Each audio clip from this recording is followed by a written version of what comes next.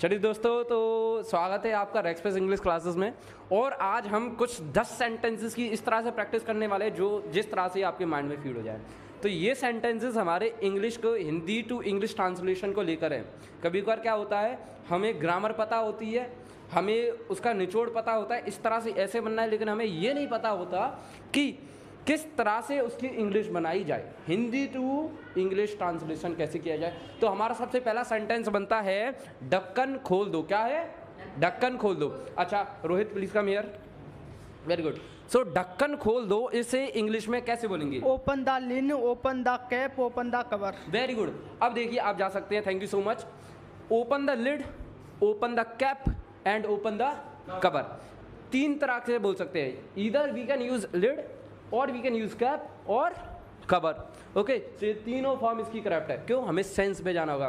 बोलिए open the lid, open the cap and open the cover. Okay, next sentence आता है हमारा, please come here.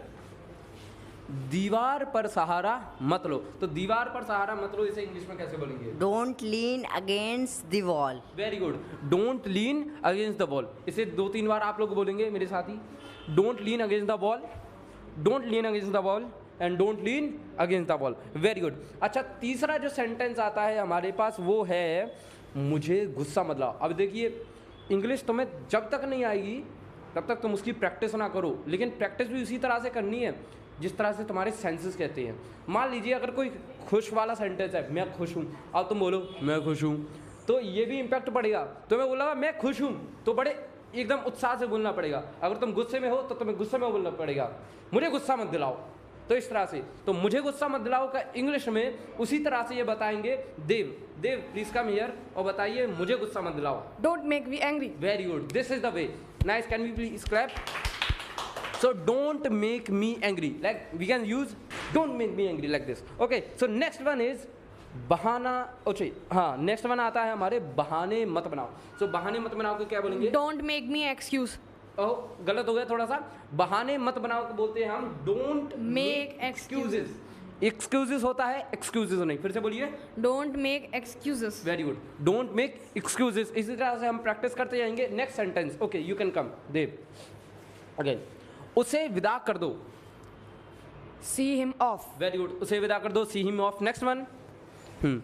Ram 10 बजे से काम करेगा। Ram will work from 10 AM। 10 o'clock। अच्छा, 10 AM और PM में मैं थोड़ा सा अंतर बताना चाहूँगा। You can go. AM का मतलब जब भी हमें समय निर्धारित हो कि सुबह वाला समय आता है तो हम AM का इस्तेमाल कर सकते हैं। जब भी हमें पता चले कि PM यानी शाम का समय है तो हम PM का। लेकिन अगर हमें पता है कि एग्जैक्ट टाइम पीरियड की बात की जा रही है तो हमेशा इस्तेमाल होगा o'clock। So Ram will work from 10 o'clock। Next one आता है हमारे पास, हम उत्तर प्रदेश से हैं। कम, हम उत्तर प्रदेश से हैं। We are from Uttar Pradesh. Very good, we are from Uttar Pradesh. फिर से बोलिए एक बार। We are from Uttar Pradesh. Very good, nice, can we please clap? अब इसकी मैं ग्रामर बताने जा रहा हूँ आप लोगों को। वी आर फ्रॉम उत्तर प्रदेश। देखिए, जब भी किसी प्लेस का या किसी एड्रेस के बारे में बताई जाए तो हम फ्रॉम का इस्तेमाल बड़ी बखूबी तरीके से कर सकते हैं। मान लीजिए मैं बताना चाहूँगा कि मैं आगरा का, हम आगरा से हैं, तो आगरा में एक जगह है राजपुर चुंगी। अब मैं बोलना चाहता हूँ मैं राजपुर चुंगी से हूँ, तो I am from, short form में लिख देता हूँ राजपुर चुंगी, राजपुर चुंगी RC। ठीक है, so I am from Rajpur चुंगी। देखिए किस तरह से ये हो गया आपका प्रेपोजिशन। क्या बन गया है? प्रेपोजिशन। RC ये एक प्लेस का नाम है। किसका नाम है?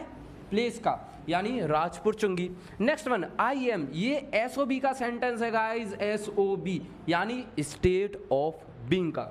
सो आई एम मैं हूँ, फ्रॉम से राजपुर चुंगी। सो मैं राजपुर चुंगी से हूँ, आई एम फ्रॉम राजपुर चुंगी। इसी तरह से हम और भी सेंटेंसेस बना सकते हैं। जैसे कहाँ गया हमारा, जैसे we are from Uttar Pradesh, they are from Uttarakhand and like he is from Nainital, and we can use any of the state's name like place name. All right, is it clear to everyone?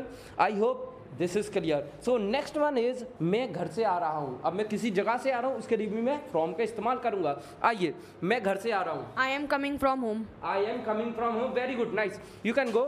सो इसी तरह से अब ये हो गया हमारा प्रेजेंट कंटिन्यूस। मैं आ रहा हूँ, प्रेजेंट की बात चल रही है, अभी काम होता जा रहा है। So I am coming from home.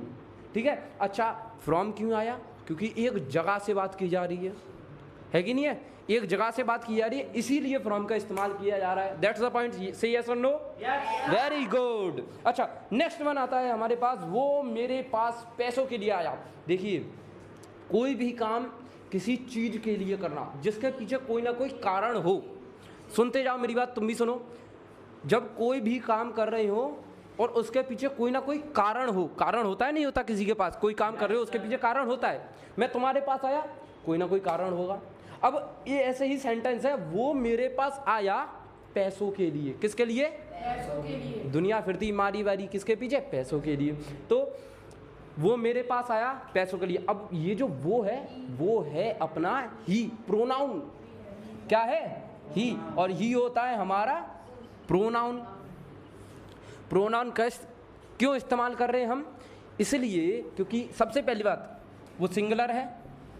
भाई, जो भी व्यक्ति के बारे में बात की जा रही है वो सिंगुलर है।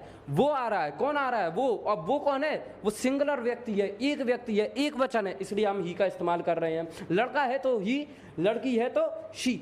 सो ही इज, ऑलराइट। तो ही के साथ, अच्छा वो मेरे पास पैसों के लिए आ रहा है। आप आइए, आप में से कोई भी आ सकते हैं। अच्छा देव, वो मेरे पास पैसों के लिए आ रहा है। He come to me for money. He came to me, second form आ रही है किसकी?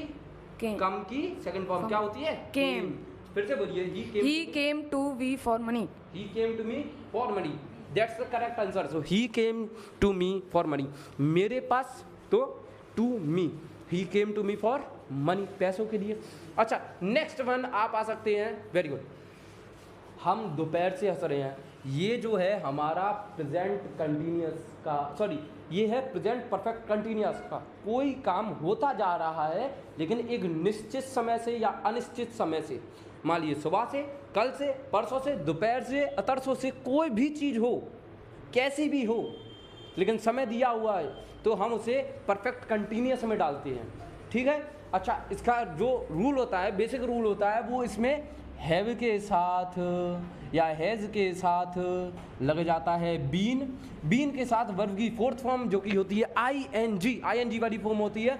और उसके बाद सिंस या फॉर का हम इस्तेमाल कर देते हैं और उसके बाद हम टाइम बता देते हैं। तो इसी तरह से ये सेंटेंस बनना है। देखिए कैसे, we have been laughing since morning. क्या बनेगा? We have been laughing since morning. Very good. We have been laughing since morning, यानी हम सुबह से हंस रहे हैं। वो सुबह से खेल रहा है, हम सुबह से पढ़ रहे हैं। जो ये भी सेंटेंसेस होते हैं, सुबह के लिए सिंस का इस्तेमाल किया जाता है।